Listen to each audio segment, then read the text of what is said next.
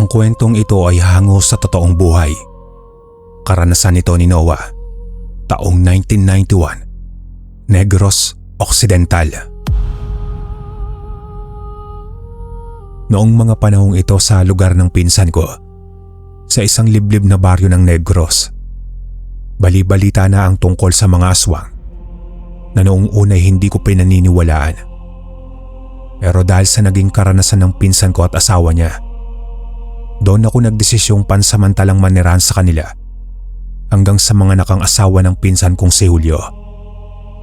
Humingi ito sa akin ng tulong para mahuli ang nasabing aswang. Dahil sa pagkakaalam nito ay isa akong albularyo. Pero ang totoo ay isa akong mambabarang na minana ko pa sa isang matandang nailigtas ko matapos itong anurin noon ng baha. Natutunan ko sa loob ng ilang taon kung paano gamitin ang pagbulong sa mga insekto na magsisilbi kong gabay at alagad.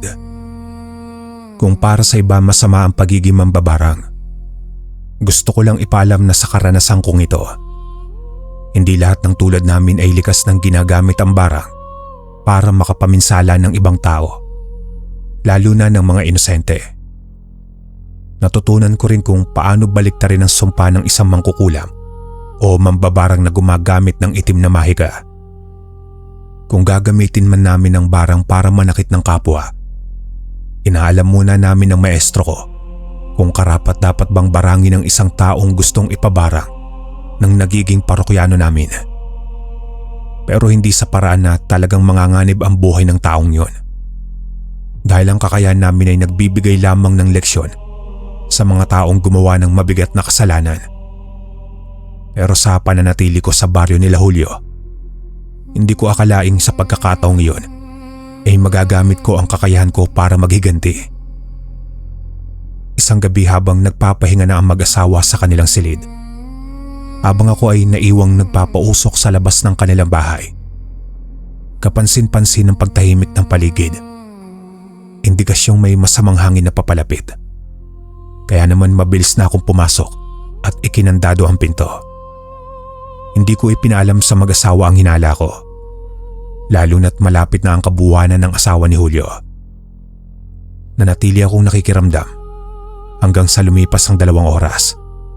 Mga alas 11 na siguro yun ang gabi.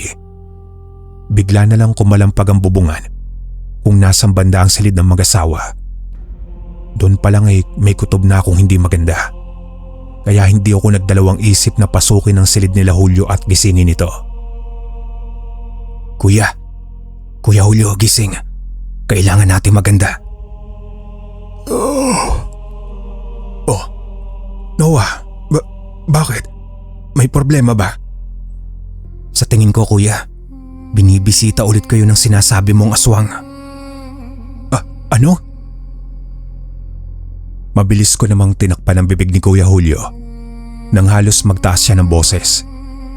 Naalimpungatan din ang asawa niyang natutulog sa tabi niya. Bigla na lang itong dumaing ng pananakit ng tiyan na siyang ikinataranta naman ng pinsan ko. Bago pa kami makakilos, nakarinig na lamang kami ng pagkaskas sa bubungan na gawa sa nipa. Doon na tuluyang dumaing si Norma. Ang sabi pa nito ay parang manganganak na raw ito. Lalo namang hindi napakali si Kuya Julio. Aalis na sana siya para tawagin ang kumadrona, pero agad ko siyang pinigilan.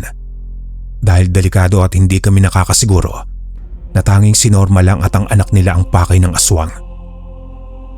Pilit ko munang pinakalma ang pinsan ko at inutusan siyang pahiran ng langisan tiyan ng asawa niya, habang ako ay naganda sa labas ng kanilang silid ng kailangan ko.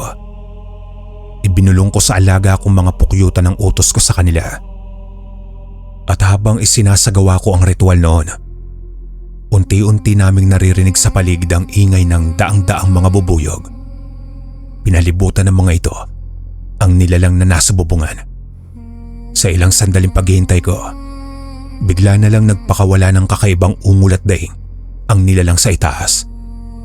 Panay rin ang kalmot nito sa bubungan na halos ikabutas na yon dahil sa galit nito. Nakakangilo rin ang nililikha nitong ingay. Muli namang dumaing si Ate Norma na mukhang hindi na nito mapipigilan pa ang panganganak. Kaya nagdesisyon ako na tulungan ito sa panganganak Inisip ko na lang na palahi ang baboy ito at kakayanin ko ring tulungan mailuwal nito ang sanggol. Sigurado ka ba, Noah? Kaya mong panakin ang ate Norma mo? Iyon na lang ang tanging paraan, Kuya Julio. Dahil kung lalabas ka, pwede kang mapahamak. At sa tingin ko ay hindi rin aabot ang kumadrona. Huwag kang mag-alala. Pasyenteng may tuturing si ate Norma, kaya walang mali siya. Maniwala ka po sa kakayahan ko, kuya. Nang tuluyan kong maitaboy ang aswang, na ayon pa kay Kuya Julio ay isa raw tiktik. Pinaganda ko siya ng planggana na may maligamgam na tubig. Inalala ko ang ginagawa ng kumadronang nagpanak dati kay inay sa bunso kong kapatid.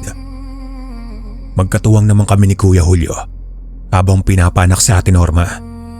Kahit medyo delikado ang kondisyon nito dahil iyon ang magiging unang supling nila. Pero sa pamamagitan ng itinuro sa akin ng maestro ko noon, nabawasan ang paghilab ng tiyan ni ate Norma. At sa kabutihang palad ay nailuwal nito ang sanggol ng ligtas makalipas ang mahigit 40 minutos.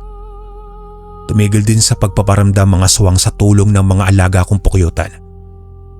Pero alam kong hindi pa raw natatapos ang lahat, na hanggat hindi namin napupuksa ang aswang na yon, hindi ito titigil hanggat hindi nakukuha ang anak ng mag-asawa. Kaya bilang paalala sa pinsan ko, ipinagtapat ko sa kanya ang tungkol sa mga alaga kong bubuyog. Pero hindi ko ipinalam sa kanya ang pagiging mambabarang ko. Nakakasiguro ka ba, Noah? Kaya pala ang ingay. Parang may mga nagliliparang insekto sa paligid. Yun ba ang dahilan kung bakit umalis na lang bigla ang aswang? Oo, Kuya Julio. Kaya malalaman na natin kung sino talaga ang aswang kapag nakita natin ang taong yon na may mga kagat ng bubuyog sa katawan. Dahil naman sa sinabi kong yon, hindi na napigilan ni Kuya Julio ang matawa. Kaya naman matapos nitong papuntahin ng kumadrona para tignan at alagaan ng asawa nitong bagong panganak, nagpasya kaming alamin ng totoo. Magkasama naming tinungo at isa-isang pinuntahan ang mga kabahayan sa kanilang baryo. At hindi kami makapaniwala na matatagpuan nga namin ang naging biktima ng mga alaga ko. Yun ay si Mang Pasito na isang karpentero sa kanilang baryo. Ang kubo nito ang nag-iisang nasa paanan ng bundok na hindi pa namin noon napupuntahan.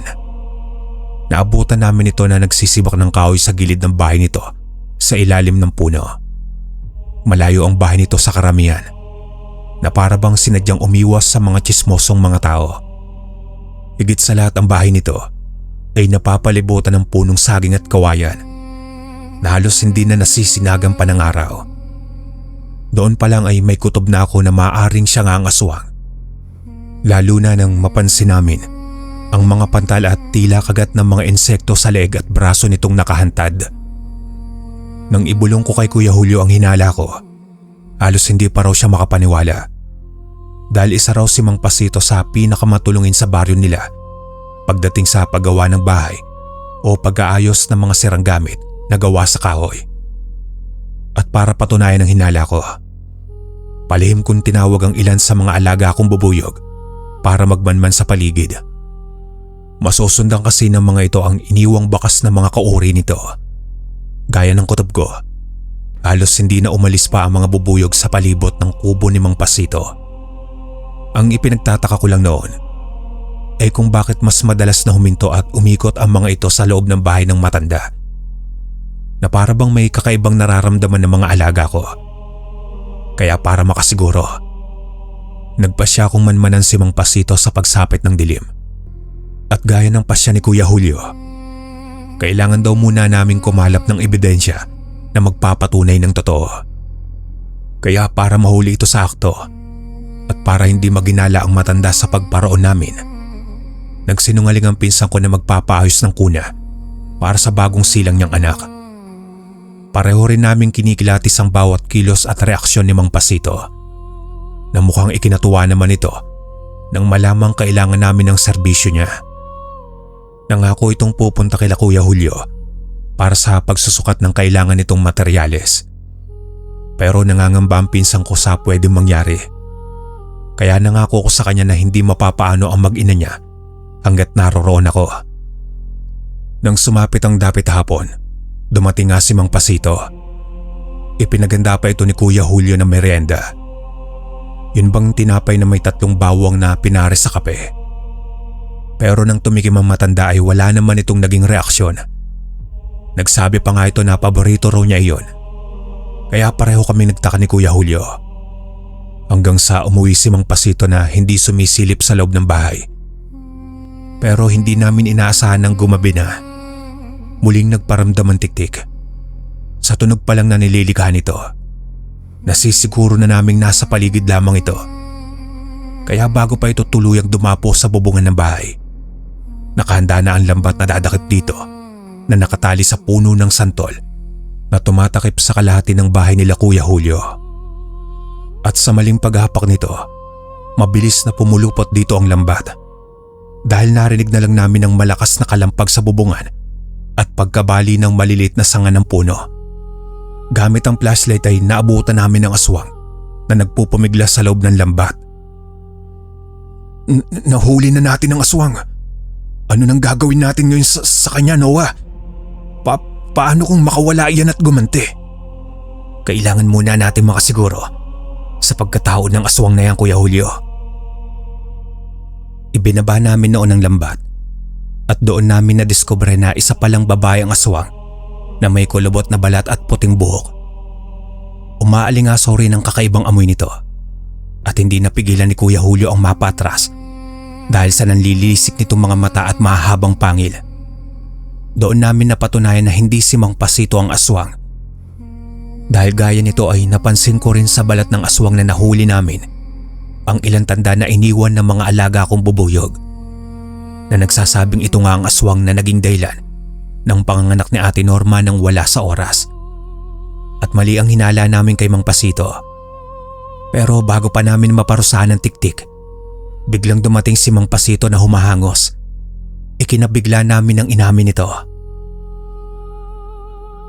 Parang awa niyo na, mga iyo. Huwag niyong sasaktan ang asawa ko. Ako na ang humihingi ng pasensya sa mga nagawa niya. Gagawin ko ang lahat upang maging ligtas lamang siya. Kung hindi niyo siya kayang patawarin, hayaan niyo na lang sana kaming umalis ng baryo. Nangangako kung hindi na mauulit pa ang mga nangyari ngayon. Paano kami makakasiguro, Mang Pasito? Isang aswang ang asawa mo. Hindi ho ba kayo kinakain ng konsensya niyo sa tuwing nakakapambiktima siya ng inosente, lalo na ng mga sanggol? Patawad, iho. Ito pa lang naman ang pangalawang pagkakataon niyang gumawa ng mali.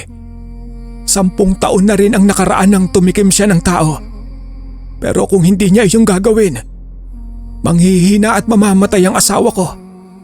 Mahal ko yan at kahit halimaw pa ang tingin niyo sa kanya. Hayaan mo na po sila, Kuya Julio. Sa nakikita ko, may mabuting puso si Mang Pasito at hindi rin kagustuhan ng asawa niya maging ganyan. Ako na po ang bahala sa kanila. Sisiguraduhin ko rin po na hindi na makapambibiktima ng tao ang asawa niya. Gaya ng pangako ko, sa pamamagitan ng kakayahan ko sa pambabarang, pansamantalang nawala ang pagkauhaw at gutom ng asawa ni Mang Pasito na nooy inaakala ng mga taga-baryo na patay na. Hindi man namin naparusahan ng aswang, nagsilbi namang iyong aral na kayang hamakin ng lahat para lang sa pag-ibig. Sa uli, piniling mamuhay sa gubat nila Mang Pasito malayo sa mga tao. At nangakong tanging hayop lang ang kakainin ng kanyang asawa hanggang sa huling hininga nito. Hanggang dito na lang po ang aking kwento, mga kalakbay. Punta na po tayo sa pangalawang istorya. Sa hirap ng buhay noon man at ngayon, ang ipinanganak sa maralitang pamilya ay karaniwan na. Dahil sa mas malaki nga ang bilang ng mga mahihirap na mamamayan kumpara sa mga mauunlad ng pamilya. Masakit mang aminin, pero kahit paanong buong sikap ng isang individual, makuba man sa pagtatrabaho, hindi pa din garantiya ang pag-unlad at kasaganahan. Kaya naman ilan sa atin na napipilitang iwan ng ating mga bayang sinilangan upang maghanap buhay sa ibang lugar. Kagaya na lamang ng kwento natin sa araw na ito, patungkol sa karanasan at kasaysayan ni Roy. Nang minsan magkrus ang landas nila ng isang dayong tindero na nagngangalang Lazaro. Kamusta po sa'yo, Sir Roy? Matagal-tagal din bago akong nakapakinig ulit ng kwentong boses niyong naririnig ko. Salamat naman at nahanap ko itong channel niyo. Nais ko lamang sanang ibahagi itong kwento ng aking buhay tindero noong kapanahunan ko po. Naganap ito sa isang baryo sa amin sa Ilocos, bandang Hunyo. Panahon kung saan nag-uumpisa na ang tagulan sa amin at ang panahong pinakaaantay ng karamihan sa mga residente na sa pagsasaka nakaasa. Ay tagulan na naman. Mahihirapan na naman ako nito sa pagtitinda ko nitong mga gawa kong lampaso at mga walis. Paano na naman kaya nito ang pagkain ko? Dapat pala tinanggap ko na yung alok sa akin ni Ponso sa pagmimina. Eh di sana hindi ako namumroblema sa pagkain ko ngayon. Ay nako, inay, itay. Mabuti pa kayo payapa na dyan sa langit. Bakit kasi hindi nyo na lang po ako ipinaampon sa mayaman? Ito ang palagi kong sinasambit sa sarili ko. Wala naman po akong magagawa kung pinanganak ako sa maralitang pamilya. Pero mabait ang mga magulang ko. Masipag din sila at kahit kalabaw noong nabubuhay pa. Kaya po siguro maaga silang kinuha sa akin kasi nasobran sa kasipagan. Pero magkagayon pa man po ay wala pa ding nabago sa buhay namin. Naulila po ako sa edad na 15 anyos. Sa panahon ng kwento kong ito ay 5 taon nang wala ang mga magulang ko na natabunan po ng gumuhong lupa sa gilid ng kabundukan. At simula nga noon, mga kamag-anakan ko na lamang ang tumutulong sa akin. Kaunting bigas, toyo at kamatis sa ulam, at kapag mas maswerte, may tuyo. Pero madalas po nilagang okra at talbos ng kamote ang pagkain ko na mula po sa bakuran ko. Hindi po ako marunong sa pagsasaka. Hindi ko itong inaral. At isa pa, wala po kaming sariling lupa bukod sa kinatitirikan ng bahay namin. Nakikisaka lang ang tatay at nanay noon. Kaya nga po kahit anong kayod nila at kahit naglalabada pa ang nanay bukod sa pagsasaka, sumasapat lang ito sa pang-araw-araw namin. Kaya naman po may mga araw na naiisip ko na sumama sa pagmimina sa kabaryo naming si Ponso. Libre ang lahat at ayon sa kanya, malakas daw ang kita kumpara sa pagtitinda ko. Isang araw, Sabado nito nang muli kong makita itong si Ponso na nasa may tindahan nila Aling Milagring. Kasama ang mga kabaryo namin at nagiinuman. Libre niya. Sagot niya pati mga pulutan. Kaya naman hindi ko po maiwasan ng mainggit. Kasi ikaw ba naman ang kumita ng pera na kaya manlibre sa inuman sa mga kabaryo mo? Ibig sabihin nun ay malaki nga ang kinikita niya at hindi ko alam kung gaano ba itong kalaki. Pero natitiyak kong malayo ito sa kinikita ko sa pagtitinda. Oy Roy, halika dito, tumagay ka muna. Ang pinakamasipag kong kababata. Alam niyo ba na sa lahat ng kakilala kong tao dito sa baryo natin, isa na si Roy sa mga pinakahinahangaan ko. Sobrang sipag at walang bisyo. Pero sabi ko nga sa kanya, hindi sapat ang sipag lang. Kailangan ng diskarte para umusad. Teka nga Roy, ikaw ba'y nakapag-isip-isip na? Kita mo naman sa dami ng mga gustong sumama sa akin sa trabaho ko. Ikaw ang hinihikayat kong sumama. Kasi alam kong kailangan mo ng pera. At isa pa, mag-isa ka na lang sa buhay. Isipin mo na lang kung kikita ka ng libo-libo. Babae na mismo ang lalapit sa'yo. Di ba mga pare? Wika pa nitong si Ponso sa akin sa mga kaharap naming kabaryo. Salamat sa pagkukonsidera mo sa akin, Ponso. Alam mo, matagal ko na nga din yung pinag-iisipan eh. Hayaan mo at susunod na balik mo dito ay may sagot na ako. Eh medyo nahihirapan nga din ako at kailangan ko ng karagdagang mapagkakakitaan. Tugon ko naman sa kababata ko. Kita ko ang tuwa nito sa mga mata nang tila maramdaman niyang papayag na din ako sa pagtatrabaho sa kanya. Hindi naman ako nagkamali sa kutob ko. Dahil nga sa mga sumunod na araw ay nagtuloy-tuloy na ang pag-ulan sa lugar namin. At hindi na akong nakalabas pa upang magtinda ng sarili kong gawang lampaso, walis tambo at walis tingting. Kaya naman nang muling bumalik si Ponso ay agad ko na itong kinausap. Magandang umaga, Ponso. Dumiretso na ako dito sa bahay niyo. Pasensya ka na kung napaaga. Gusto ko lang sanang itanong kung bukas pa yung alok mo sa akin na trabaho. Kailangan ko lang talaga eh. Wika ako kay Ponso. Inagahan ko talagang magtungo sa bahay nito. Dahil sa narinig ko sa ibang kapitbahay na naghahanap nga ito ng tauhan at maraming interesado. Naisip ko na baka magbago pa ang isip nito at palitan ako sa inaalok niyang trabaho sa akin. Aba, walang problema yon, Roy. Sabi ko naman sa'yo, gusto kitang matulungan. Bueno, bukas ay magtutungo tayo sa site ng trabaho. May isa ka pang makakasama. Bago lang yun dito sa lugar natin. Pero baka kilala mo na siguro siya, si Lazaro. Yung tindero ng mga basahan dyan sa may kabilang sityo. May mga alaga rin siyang pangitloging manok na palaging nag-aalok ng itlog sa mga kapitbahay. Total dayo naman siya dito at wala siyang ibang kakilala. Kaya naisip kong isama siya para namang kumita ng karagdagan. Mukha namang mabait at masunurin. Ano sa tingin mo? Pagtatanong sa akin ni Ponso. Kilala ito sa pagtulong sa mga kabaryo namin. Kaya nga mataas ang paggalang namin sa kanya. Mabait siya at palakaibigan. At ito namang sinasabi niyang si Lazaro ay bagong lipat lamang sa amin. Taga Leyte daw at narong napadpad sa amin matapos iwan ng taong tumangay ng pera niya sa pag-asang makakapagtrabaho siya sa Maynila. Hindi naman malinaw kung paano mula sa Maynila ay napadpad ito sa Ilocos.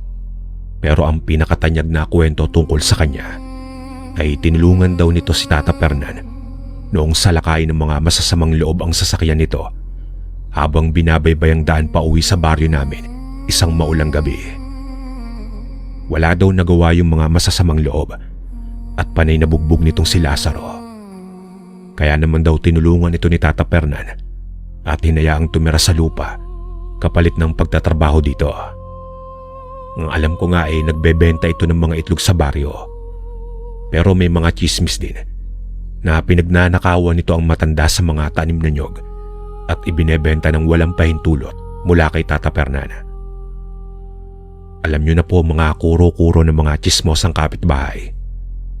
Alam nyo naman po, di ba?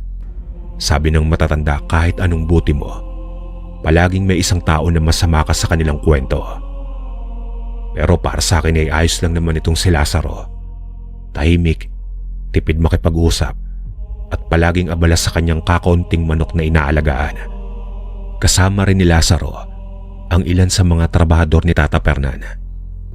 Pero hindi siya yung obligadong araw-araw na gumawa. Kaya nga siguro madaming naiinggit sa kanya. Kasi malaya niyang nagagawa ang gusto niya habang libre sa pagtira sa lupa ng matanda at sinasahuran pa kahit papano. Oo Ponso, kilala ko yan. Pero isang beses pa lang kami nagkakausap. Masyado kasi siyang seryoso sa buhay eh. Pero alam ko na masipag yan si Lazaro. Mabuti at napapayag mo. Tanong ko pa dito kay Ponso. Alam mo naman tayo basta sa pagtulong, Roy.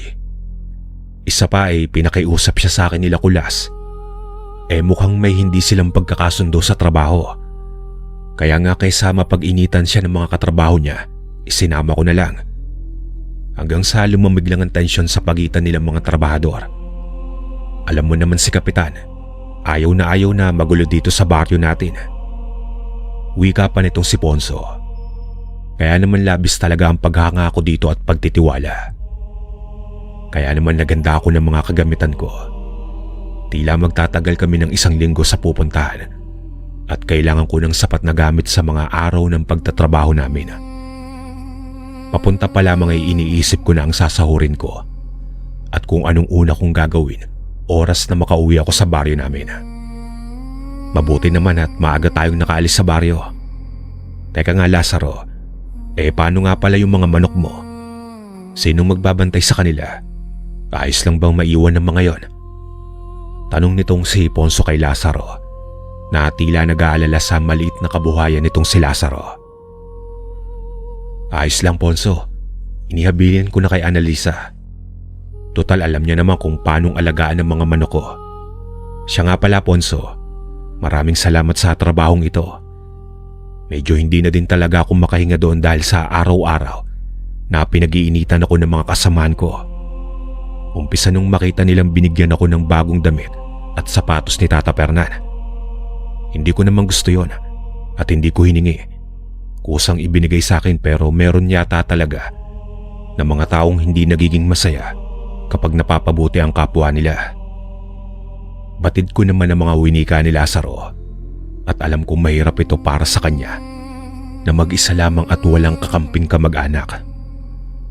Parang kapag iniisip ko nga na ako ang nasa sitwasyon niya ay ang hirap. Palaging parang masama ka sa mata ng nakakarami kasi dayo ka. Alam mo, huwag mo na lang isipin ng mga yon, Lazaro. Hindi naman silang makakatulong sa'yo. Ang mabuti pa ay pagdasal na lang natin na tumagal tayo dito sa trabaho na bigay ni Ponso. Baka sakaling dito ay magbago ang buhay natin. Hindi ba, Ponso? Tanong ko pa sa aking kabaryo. Tama si Roy. Kaya iwan mo na lang muna ang problema. At mabuti pa, i-enjoy mo na lang ang biyahe natin, Lazaro. Tandaan nyo, huwag kayong masyadong makikipag-usap sa mga taong naroroon sa nayon. Sa akin lamang kayong makikinig at huwag kayong gagawa ng mga sarili ninyong desisyon kung ayaw niyong mapahamak. Wika ni Ponso. Sa mga sinabi naman sa amin ni Ponso, hindi ko maiwasan ng mag-isip kung ano nga ba talaga ang gagawin namin sa sinasabi niyang trabaho. Kasi nga ang alam ko lang ay minero siya. Kaya ang inaasahan ko ay maghuhukay kami at maghahakot ng kung ano-ano. Ponso, ano nga pala magiging trabaho namin? Tagahukay ba o tagabuhat? Para naman maihanda namin ang sarili namin ni Roy. Alam mo na, gusto din namin ang magawa ng maayos ang trabaho para hindi kaming mapahiya sa'yo. Wika ni Lazaro kay Ponso. Tila ba pareho lang kami ng iniisip nitong si Lazaro? Kung ano nga ba ang magiging papel namin dito sa pagmimina. Gusto ko kasi yung kagaya sa ginagawa ni Ponso. Kung paano siya nagkakaroon ng limpak-limpak na pera. Kahit nga bahay nila na ipaayos niya na. At isa na ito sa pinakamagandang bahay doon sa amin. Kasabayan ng mga bahay ng mga kabaryo namin na nag-Japan yung mga anak. Medyo malayo po sa amin yung lugar. 2 oras yung biyahe namin tuloy-tuloy. Sinundo pa nga kami ng owner type jeep sa binabaan namin. Pagkatapos pumasok ito sa masukal na kakahuyan kung saan narating namin ang isang tila pansamantalang tirahan ng mga trabahador doon. Mga tarapal at mga tent lamang po. Pero iba po ito sa inaasahan ko. Dahil iniisip ko ay maraming tao at may mga malalaking sasakyang pangmina. Pero iilang kalalakihan lamang po ang naroroon. Magandang araw, boss. Narito ng mga karagdagan nating tao. Sariwa at walang sabit. Handa na silang mag-umpisa anumang oras. Nag-alala naman po ako sa pagkakasambit ni Ponso at pagpapakilala sa amin dito sa tila tumatayong amo nila. Mahusay ang ginawa mo, Ponso. Mabuti naman dumating na din yung mga taong kinuha nila Pedring. O kayong dalawa. Siguro naman alam nyo na ang magiging trabaho nyo dito. Kaya sipagan nyo. Ayoko ng mga tatamad-tamad at makukupad na trabador. O siya, sige na Ponso, ikaw nang bahala sa kanila. Wika nitong si Mang Benomar, ang amo. Hindi naman mapigilang magtanong nitong si Lazaro. Amo, saan po ba kami magmimina? At saka anong araw po ba naming matatanggap ang sahod? Ang mga bagay na kinakahiya kong itanong ay walang kagatol-gatol na ibinoses ni Lazaro. Ako naman ay nakaabang sa amo namin at inakala kong magagalit. Ayos gusto kita bata, mauta ka. Unang-una, hindi pagmimina ang gagawin nyo. Sumama lamang kayo kay Ponso at siya ang bahala sa inyo. Pangalawa, Yung sahod nyo si Ponso na ang bahalang mag-abot sa inyo. Kontrata ito kaya makakatanggap kayo ng paunang bayad. At ang kabuuan ay kapag natapos na ang proyekto ko dito. Malinaw ba?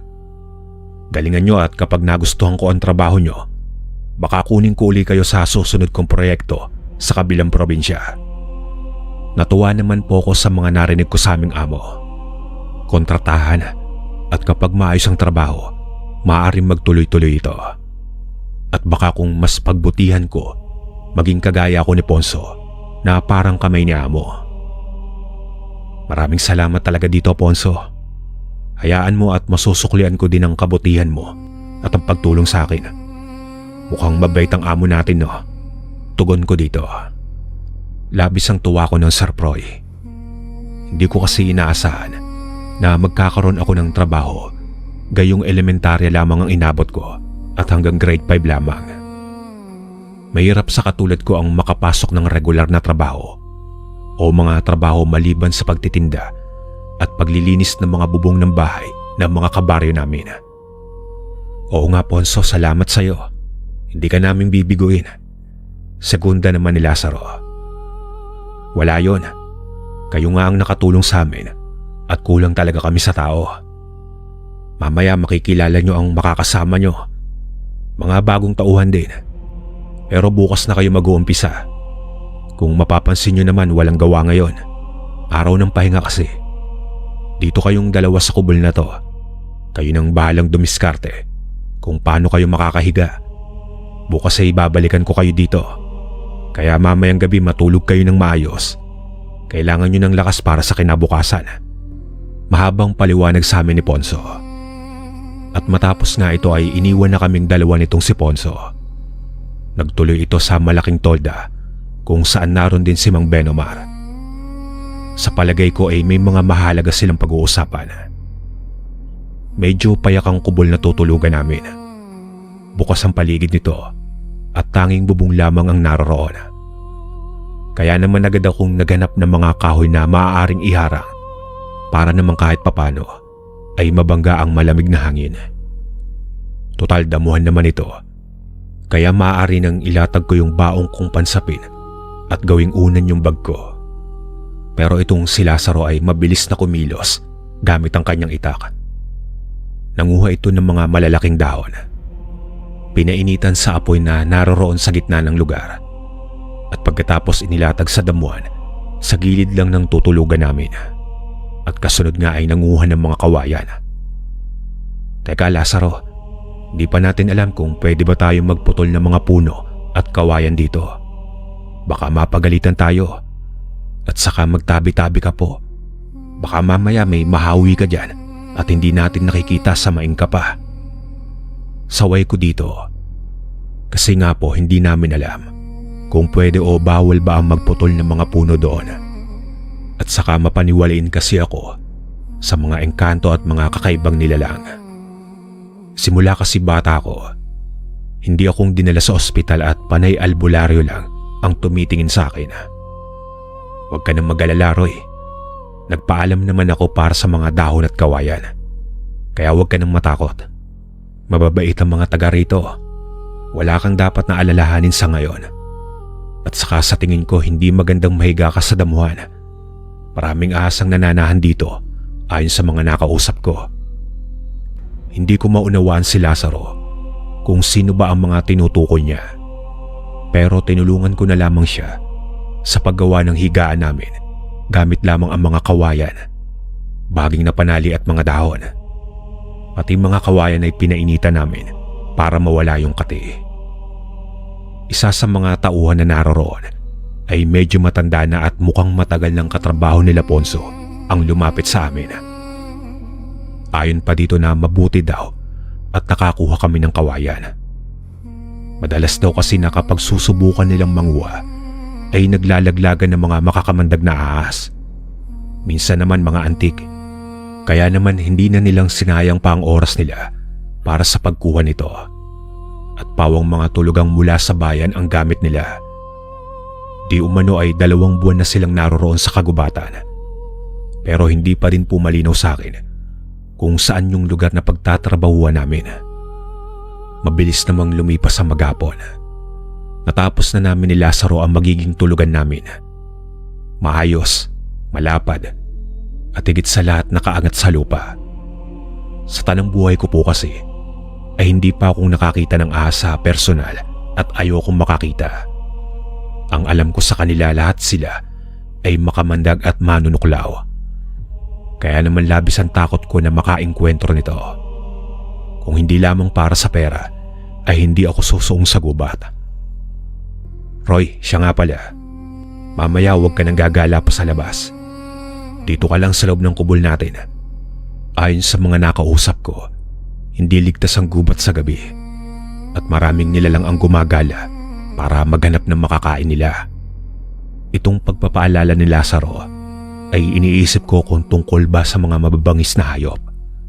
Mga ligaw na baboy ramo na baka mapadpad doon. At lalo na ahas. Ang problema nga lang ay iniisip ko kung matino pa ba si Lazaro.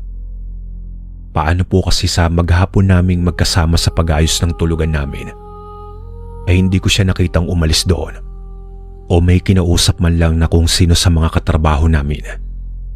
Kaya naman iniisip ko kung sino ba ang mga tinutukoy niyang kausap niya at kailan niya bang nakausap. Pasensya ka na Lazaro pero gusto ko lang malaman kung sino bang mga tinutukoy mong nakausap mo tungkol sa gubat. At parang ang dami naman nilang alam tungkol dito. Sila Manong ba yung tinutukoy mo, yung matanda kanina? Pagkukumpirma ko. Nais ko lang kasing malaman o magka-ideya man lang kung sino bang nagbibigay sa kanya ng mga impormasyon. Kung sasabihin niyang yung si Manong na lumapit sa amin, baka maniwala ko. Kasi nga ay nagkausap naman sila saglit ni Lazaro. Baka lang hindi ko narinig yung ibang napag-usapan nila dahil sa masyadong nakatuon yung atensyon ko sa pagpapaganda ng tulugan namin. Pero mas nalito ako sa mga sinagot nito. Huwag kang mag-alala, Roy. Matino ako. Hindi akong nababaliw kagaya ng nasa isip mo. Nakausap ko ang mga tagapagbantay ng gubat na ito.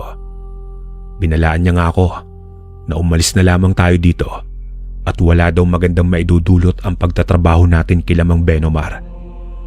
Pero sabi ko naman na kapag natapos lang natin ang kontrata natin sa kanila, ay uuwi na tayo sa baryo. May binigay silang babala tungkol sa gawain ng pangkat nila Ponso. At kailangan daw natin ang mag-ingat at maging alerto. Kinilabutan po ako sa mga narinig ko kay Lazaro. Mapapaniwalain kasi ako sa mga ganito. At alam kong meron ng mga nilalang ang namumuhay sa mundo na hindi nakikita ng mga normal na tao. May mga pagkakataon po kasi na parang nararamdaman kong may mga kung anong nakatayo sa likod ko habang mag-isa ako sa bahay. O kung minsan nakatingin sa akin sa daan, sa tuwing makikita ko itong malaking puno ng talisay sa may likod ng baryo namin. Nakakaramdam po ako pero hindi ako nakakakita ng mga kakaibang elemento. Kaya nga nangilabot ako kung totoong nakausap niya ang mga ito. Ano kayang itsura ng mga nakatira sa gubat na yon? Ito ang sumagi sa isipan ko. Nakakatakot ba sila o kagaya sila ng mga diwata sa kwento? Ibig mo bang sabihin na mga diwata ang nariritong nakatira sa gubat, Lazaro? O baka ibang uri ng nilalang? Sigurado ka bang hindi nila tayong sasaktan o dudukutin at iwawala sa gubat? Nag-aalalang tanong ko naman sa kasama ko. Kasi nakakatakot na kapag nakatulog ako, baka pagising ko nasa ibang lugar na ako. O di kaya nasa loob na ng isang kawali. Kaya naman gusto kong makasigurado, lalo na kung hindi siyang nagbibiro sa mga nalaman ko. Mga uri sila ng masasabi natin mga diwata, Roy. Pero alam mo ba, na hindi lahat ng diwata at kagaya ng mga nasa kwento ng matatanda. Hindi lahat magandang dalaga na may mga nakakaakit na mukha. May mga uri ng diwata ang mas nakakatakot pa sa mga aswang. Mga nilalang na tila bangungot lamang na nabubuhay. Maaring sobrang bait ang makita mo o di kaya sobrang sama. Depende sa swerte mo. Pero ang mga naririto ay mga mababait.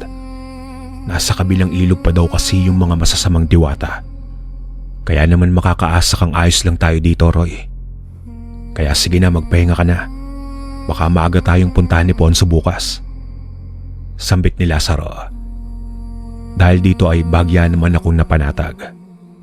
Kung nasa kabilang ilog ang masasama, ayos lang ang gumala-gala dito sa lugar namin ngayon. Pero hindi naman akong agad na makatulog. Naparami yung kain ko nung kamote, kaya parang puro hangin yung tiyan ko. Kaya ang ginawa ko ay nagpahangin na muna ako sa labas ng tulugan namin. Sinigurado ko lamang na mabilis akong makakabalik sa loob oras na makarinig ako ng mga kaluskos. May 5 kubol po ang naroroon. Mga nasa 10 metro ang distansya ng pinakamalapit na kubol mula sa amin. Hindi ko lamang po talagang sigurado. Pero nakakarinig ako ng mga bulungan na ipinagpapalagay ko nga po na mula sa mga katrabaho namin. Pero alam niyo po yung parang may mga nagbubulungan na ikaw mismo yung pinag-uusapan. Ganoong pakiramdam po. Kaya naman ako dahil sa may pagkamausisa, sinubukan kong sipatin kung saan bang nagmumula itong mga nagbubulungan. Kasi parang ang lapit lang sa akin. Tila nasa likod lamang ng malaking puno na nasa harapan ko. Marahan ako naglakad. Sinubukan kong intindin ang mga pinag-uusapan nila. Roy, gabi na. Bakit nasa labas ka pa din? Pumasok ka na dyan sa kubol nyo. Sabi ko naman sa'yo delikado sa kakahuyan kung gabi. Tignan mo, tulog ng lahat ng mga kasamaan mo. Kaya sige na, magpahinga ka na, bilis. Bungad sa akin ni Ponso. Hindi umalis si Ponso hanggat hindi akong pumapasok sa tulugan. Sinigurado niya talaga na babalik ako sa kubol. Nauunawaan ko naman siya. Sa tingin ko ay gusto lamang niya masigurado ang kaligtasan ko. Pagpasok ko ay humihilik na itong si Lazaro. Napakasarap na ng tulog. Parang hindi niya alintana ang mga lamok at ang mga maliliit na insektong nangangagat. Ang ginawa ko, inilabas ko yung sapin ko. Makapal ito at parang pinagtagpi-tagping maong na pantalon. Madalas na ito ang dala ko kapag nasa mga galaan ako at namumundok o natutulog sa mga gilid ng lawa. Ganon kasi ang libangan namin ng mga pinsan ko.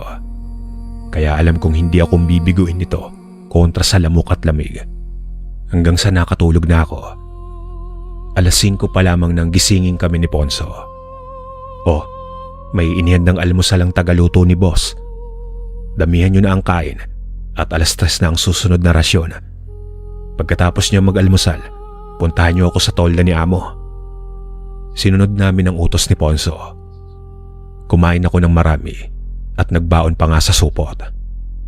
Dahil kung 3:00 pa ang susunod na rasyon, baka hindi ko kakayanin. Madali kasi akong magutom. Kaya naglagay ako ng ilang piraso ng kamote at adobo sa asin. Masyadong maalat pero estilo yata talaga yon nung tagaluto. Para tipid sa ulam at mas maraming kanin ang makain namin. Hanggang sa ipinakilala kami sa mga makakasama namin sa trabaho. At bandang 7:00 ng umaga nang naglakad kami patungo sa kabilang ilog. Nanlamig ako. Naalala ko yung sabi sa akin ni Lazaro na yung masasamang diwata ay nasa kabilang ilog. Lazaro, anong gagawin natin? Di ba sabi mo dito namamalagi yung mga masasamang diwata? Paanong gagawin natin? Mukhang dito mismo ang trabaho natin eh.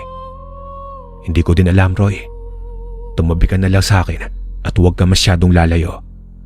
Para kung ano man ang mangyari, masasabihan kita kagad. Hindi na kasi sumama yung mga taga-kabilang ilog. Labas na ito sa teritoryo nila. At wala silang karapatang makialam sa mga kaganapan dito. Eto, Roy, isuot mo itong pangontra. Hindi ako sigurado kung tatalab yan sa mga taga rito. Pero mas maigi na yan kaysa wala. Labis ang pagpapasalamat ko kay Lazaro. Dahil bagamat hindi nga namin alam kung epektibo yung pangontra. Pero ang mahalaga ay alam kong may pakialam sa akin si Lazaro. Sa isang lugar na kagaya noon, ang pinakamahirap ay ang wala kang mapagkakatiwalaang tao na malalapitan mo oras ng kagipitan.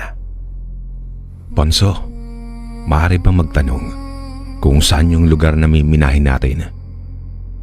Masyadong makakapal pa ang kakahuyan dito. Ang sabi sa amin ni Manong kahapon, 2 buwan na sila dito. Ano bang gagawin natin talaga? Nainip na kasi ako sa haba ng lakarin namin at wala akong makita ni katiting na indikasyon ng minahana. Hanggang sa marating namin itong isang lawa. Napakapayapa at parang sobrang lalim ng tubig. Nasa gilid ito ng isang tila burol at mga batuhan. Huminto doon si Ponso at akala ko para magpahinga. Narito na tayo. Magsipaganda na kayo. Roy, Lazaro, si Elias ang makakasabay nyo. Marunong naman kayong sumisid na 2, di ba? Saglit na sisid lang naman ang gagawin nyo papasok sa kuweba. Naroon na sa kabila ang mga kasama nyo. Kaya sige na, bilisan nyo na. Mauuna na ako. Wika ni Ponso sa amin. Wala ni anumang gamit na pangsisid. Tanging isang lubid lamang ang hahawakan. Gabay sa daan papasok sa sinasabi nilang kuweba. Doon pa lang ay parang nanikip na yung dibdib ko. Parang hindi ako makahinga sa nalaman. Handa akong magukay ng kahit maghapon pa. Pero hindi ko inaasahan na kuweba ang papasukin namin. At nasa ilalim pa ng lawa ang daan. Nakita naman namin ni Lazaro si Ponso na sumisid patungo sa batuan at burol. Maaring naroon yung sinasabi nilang kuweba. Mukhang matagal na yung trabaho nila doon. Kasi ang daming mga lubid ang nakatali at papunta sa ilalim ng tubig. Tinignan ko si Lazaro. Tumango lamang ito bilang pagsangayon. Nauna siya sa paglusong sa tubig.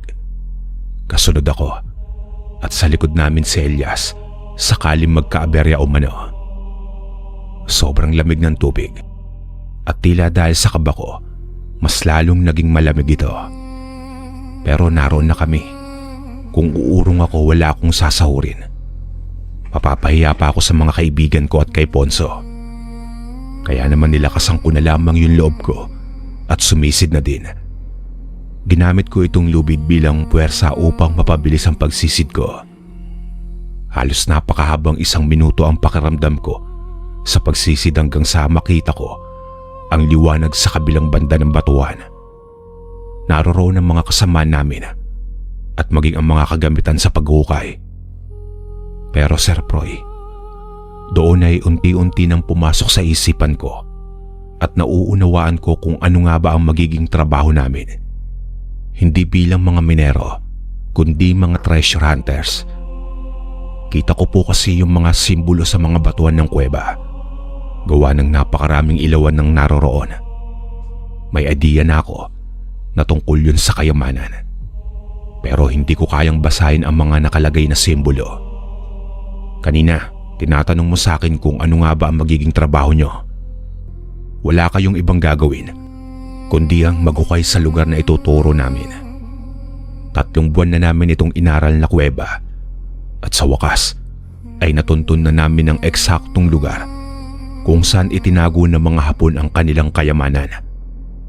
Oras na maiahon natin ito palabas sa kuwebang ito. Tiyak na mabubusog kayo sa pabuyang ibibigay ng amo natin. Kaya huwag kayong mag-alala.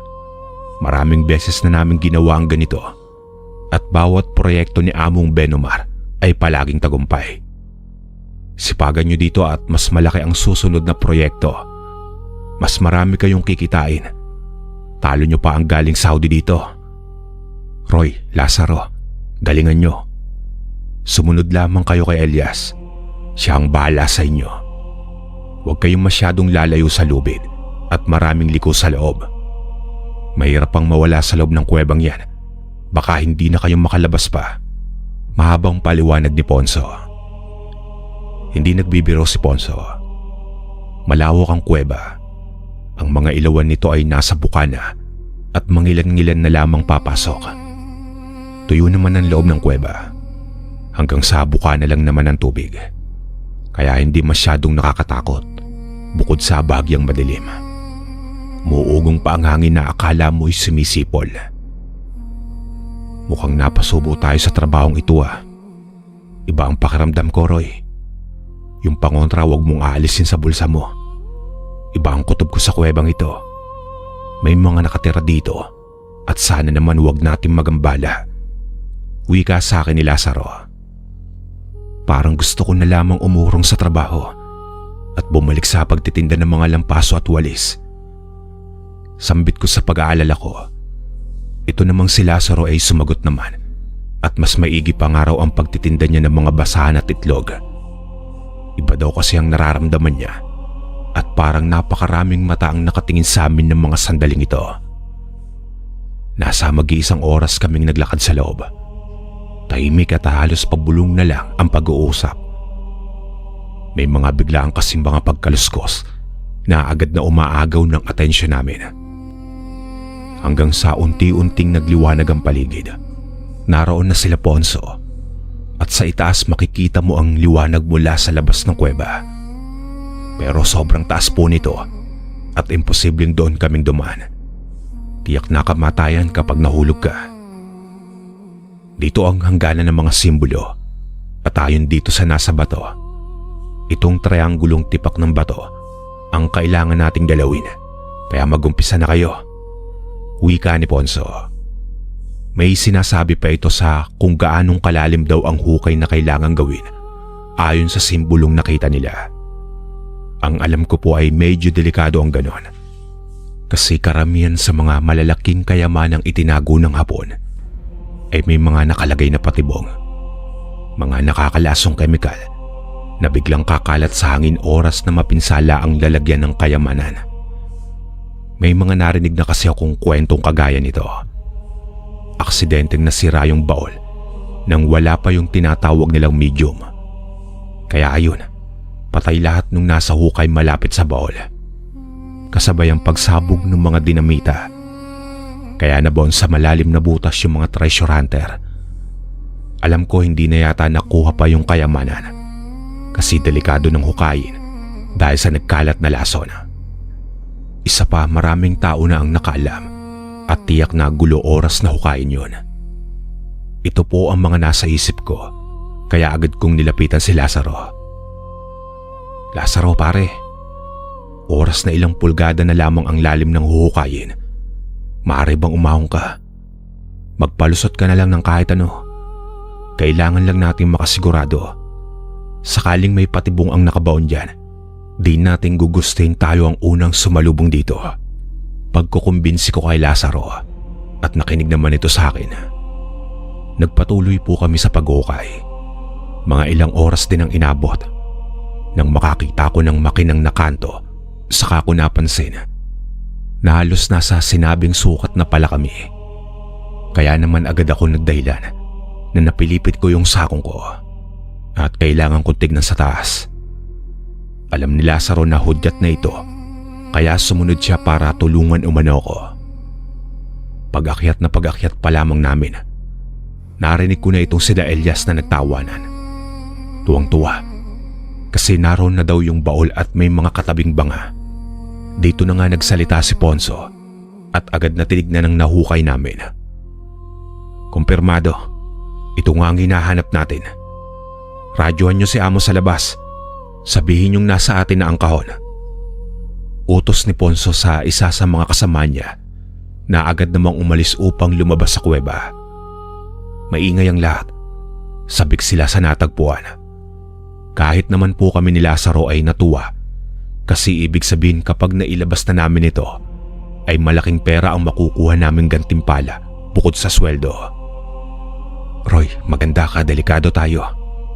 Biglang sambit ni Lazaro.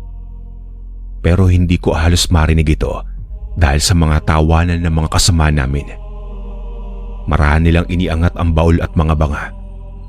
4 na malalaking banga. Sinlaki ng isang ordinaryong timba. At yung baul naman ay 1 metro ang haba at parang nasa kalahating metro ang taas nito. Hindi lang po ako sigurado. 10 tao ang nagtulong-tulong na iangat ito mula sa hukay. Halatang madaming laman dahil sa hirap silang maiangat ito. Dahan-dahan, dito nyo ipwesto. Mahusay ang gawa nyo ngayon ha. Magpahinga muna kayo. Kailangan nating antayin sila Among Benomar. Ayon kay Ponso, tanging si Among Benomar ang maaaring magbukas noon at walang ibang may alam kung paanong madidisarma ang mga patibong kung meron man. May mga simbolo naman daw kasi ito sa kahon at kailangan lang na may alam sa pagbabasa nito ang magbubukas. Bagay na tanging si Manong Benomar ang marunong. Tila sadya talaga ito upang walang magtangkang magnakaw sa kanila para sa seguridad ng kayamanan. Wala naman kaming nagawa kundi ang maupo doon at maghintay. Nakaramdam na din ako ng gutom, kaya naman posible akong dumukot ng kamote at adobo sa asin. Pero ganun na lamang ang gulat ko nang biglang may kumalabit sa akin mula sa tagiliran ko. Maraming mga butas sa mga batuang nasa likod ko, kaya naman akala ko pa nga ay ahas na. Kaya napaigtad ako, pero agad akong nilapitan ni Lazaro. "Roy, huwag kang maingay. Mukhang naamoy nila ang dala mong pagkain. Mabuti pang ipatong mo yan sa bato. Huwag kang magtitira sa bulsa mo. Hayaan mo silang kunin yan, bilisan mo." Utos ni Lazaro. Ayon pa dito sa kasama ko na magsisilbing alay di umano ito. Tila yata naibigan daw ng mga itim na diwata yung dala ko, at kung tatanggi ako sa paghingi nila ay tiyak ang kamatayan ko. Yun pala yung kumalabit sa akin. Parang ang lalaki ng daliri sa pakiramdam ko nung kalabitin ako sa may tagiliran. Ito na. Ano pa bang ibang kailangan kong gawin, Lazaro? Ayan na, inubos ko na yung baon ko. Marahan pero tarantang wika ko dito sa kaibigan ko. Wala na, ilahad mo na lang ang palad mo patungo dyan sa pagkain para malaman nila na ibinigay mo na sa kanila. Pagkatapos tumalikod ka na at huwag mo nang titingnan pa yung alay mo. Turong muli ni Lazaro. Sa labis na pagkatuon ng atensyon ko sa ginagawa ko, hindi namin namalayan na naroon ang papalapit ang amo namin sa lugar. "Mahusay, Ponso. Hindi mo akong binigo sa pagtitiwala ko sa'yo. Mahusay, mga bata. Sige na, buhatin nyo na yan. Doon na natin yung bubuksan sa bukana ng kuweba." Ayon sa amo namin, ay walang espesyal sa kahon. Wala umano itong patibong at makakaasa kami na ligtas kaming lahat mula sa ano pa mang kemikal. Tuwang-tuwa ang mga kasamaan kong nagukay doon. Panay puri nila kay Ponso at sa amo namin. Pero kami ni Lazaro, iba ang naging alalahanin namin. Dahil sa naramdaman ko na din ang pagkilos ng mga nilalang na nasa dilim. Biglang naging mainit ang paligid.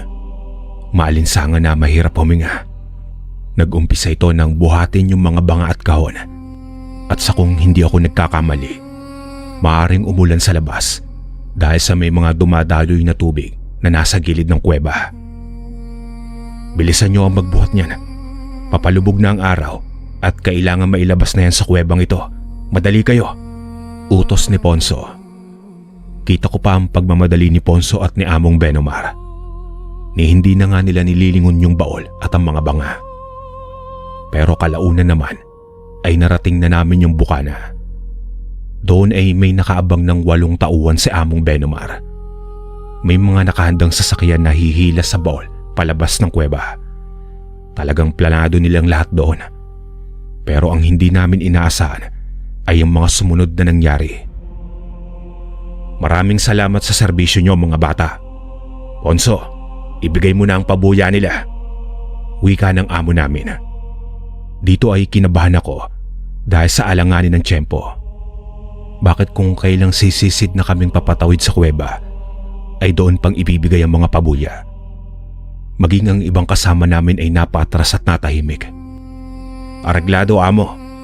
Paano ba yan? Ibigay ko na daw ang pabuya nyo." "Bueno, eto at paghati-hatian nyo." Biglang paputok ng baril nitong si Ponso at bumulag tayong isa sa mga kasama namin. Kaya naman agad kaming kumaripas pabalik sa loob ng kuweba. Mabilis ang mga pangyayari at hindi na kaming nakapag-isip pa ni Lazaro. Nakapagtago kami dito sa batuan habang nagtatawanan ang mga tauhan ni Among Benomar. "Roy, Lazaro, salamat sa tulong nyo ha. Alam nyo ba kung bakit kayo ang pinili kong isama dito? Dahil sa mawala man kayo, walang maghahanap sa inyo. Sasabihin ko na lamang na nakakita kayo ng trabaho sa kabilang bayan at doon na nagpaiwan. Wala nang magdududa sa akin. Madaming beses ko nang nagawa ito. Kung ako sa inyo, wag na kayong magpumiglas pa. Wala kayong tatakbuhan sa loob ng kuweba. Wika ni Ponso. Labis naman ang naramdaman kong galit dito. Dahil nga sa buong pag-aakala kong babet si Ponso at kagalang-galang. Pero ang totoo ay mamamatay tao pala siya. Walang hiya ka, Ponso. Hangang-hanga sa'yo lahat ng kabaryo natin. Pakitang tao lang pala ang kabaitang ipinamalas mo sa amin. Isa kang huwad. Sana ay maparusahan ka sa mga kasamaan mo. Wika ako dito.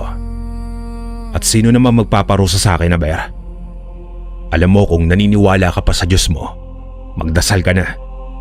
Tignan natin kung tutulungan ka niya sa problema mo. Tugon ni Ponso. Bigla kaming nakarinig ng tila mga latang kumakalansing at maya-maya nga ay napuno ng usok ang kuweba. Dinig namin ang pag-andar ng motor at alam namin na iniwan na kami nila Ponso sa loob. Tangay-tangay ang mga kayamanan. Ilang sandali pa ay sinigawan kami ng isa sa mga kasama namin nakaligtas at sinabing pumasok sa kuweba. Mga pasabog daw ang naroong iniwan nila Ponso at nangangamoy pulbura nga. Agad naman kaming bumalik kung saan kami nanggaling. Bagamat hindi namin alam kung mabubuhay pa kami, oras na sumabog ang mga iniwan nila Ponso. Mga kasama, hanggang dito na lang tayo. Huwag na kayong maglalakad pa sa unahan. Magiging ayos din ang lahat. Maghintay lamang kayo. Wika sa amin ni Lazaro at tila may nilapitan ito at kinausap. Sabay ng pagtangu-tangu nito at pagyuko na tila nagpapasalamat. Lazaro, anong nangyari? Anong sabi sa'yo? Tanong ko at alam kong elemento ang kausap niya. Protektado ng mga aswang ang kuwebang ito. Dinisarma na nila ang mga pasabog. Gagabayan nila tayong palabas dito basta walang lilingon sa likod at diretso lamang tayo papalabas.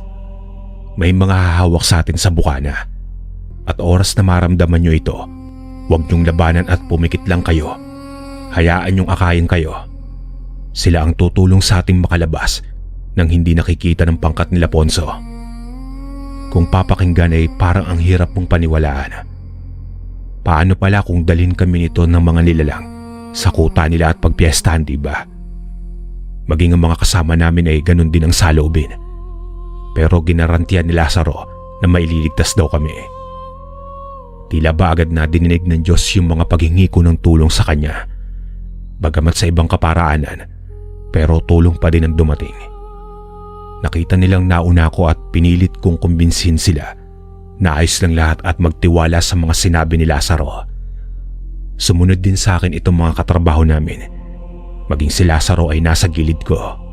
Walang lumingon at nagdilat ng mga mata. Ito ang ginawa namin. At sobrang para milagro na saglit lang nasa may pampang na kami sa kabilang ibayo. Tanaw namin sila Ponso dahil sa mga ilawan nila. Tila inaantay na sumabog yung mga iniwan nila sa kuweba. Pero walang nangyari. Maya-maya pa ay nakita namin itong ilang mga tila malaking isda na lumalangoy mula sa amin papunta kung nasan sila Ponso. Katapusan na nila Ponso, Roy. Alam mo ba sila yung binigyan mo ng kamote at adobo sa asin? Maswerte tayo at may dala ka pang alay sa kanila. Kung hindi kasama tayo sa mga papatay nila.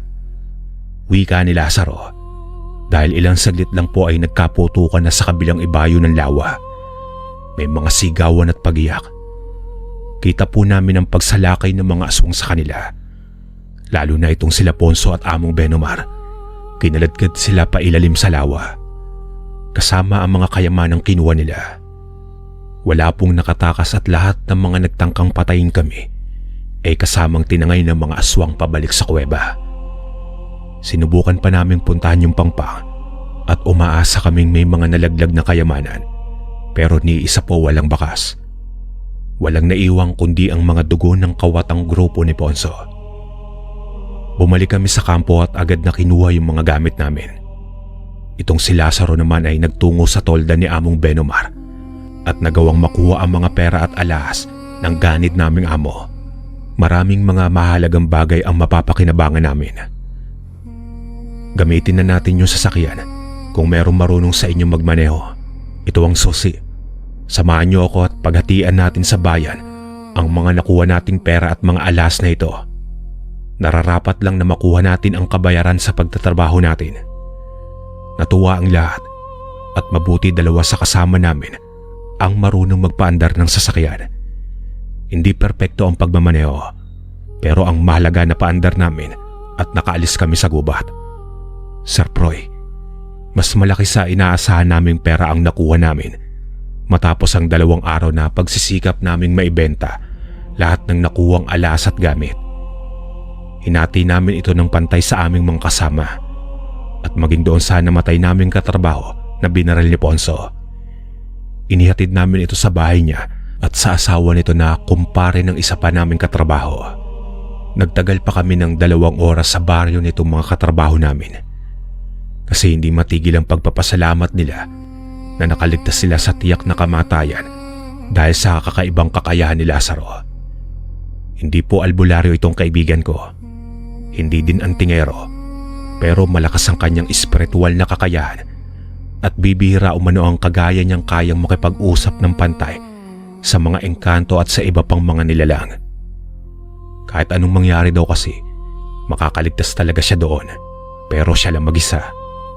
Pero dahil sa ginawa kong ritual ng pag-aalay, nagawa niyang ipakiusap na pati kaming mga kasama niya ay matulungan ng mga elemento. Inuman at mga masasarap na pagkain ang inihain sa amin ng mga pamilya ng kasama namin. Labis-labis daw kasi yung salaping nakuha nila sa tagal ng naging trabaho nila kay Benomar. Kaya kinumbinsi nila kaming hayaan namin sila magpasalamat. Wala naman po kaming naging balita tungkol sa pangkat nila Ponso. Tila wala po talagang nakaligtas sa kanila. Yung jeep naman po ni Among Benomar ay inangkin na namin. Pagkatapos ng halos 3 araw, saka kaming umuwi ni Lazaro sa baryo. Kinumbinsi ko naman itong kausapin na lamang si Tatang Fernan upang doon na lang siya sa bahay nito sa sentro ng baryo mag-umpisa ng negosyong tahian o kaya tindahan. Total may pera na para makaiwas sa mga inggiterong katrabaho. Ayon sa kanya ay wala na din siyang balita pa sa Leyte at hindi niya naman kasundo yung mga kamag-anak niya doon. Wala na din siyang lupa dahil sa yung nanakaw sa kanyang pera ay pinagbenta ng lupang iniwan sa kanya ng mga magulang niya. Ako naman po ay nagpatuloy sa pag-aaral ko. Pangarap nila tatay ang makapagtapos ako sa kolehiyo at ginamit ko po ang perang nakuha namin para sa pag-uumpisa ko. Hanggang sa nakapagtapos na nga po ako at nakapunta sa ibang bansa. Isang banyaga ang napangasawa ko at sino mag-aakala po na matutulungan ko si Lazaro na makapunta din dito. Sa kasalukuyan ay pareho na po kaming may edad na. Minsan sa isang buwan ay nagkikita kami at tamang ihaw-ihaw lang sa likod ng bahay nila. Tunay nga po na kung taos-puso ang pagdulog mo sa Diyos ay hindi kanyang pababayaan, kagaya ng nangyari sa akin. Dahil alam kong walang ibang may kakayang iligtas kami noong tagpong iyong kundi ang Panginoon. Maraming salamat po sa inyong pakikinig at salamat Sir Proy sa paglalahad nitong kwento ko. Lubos na gumagalang, Roynald.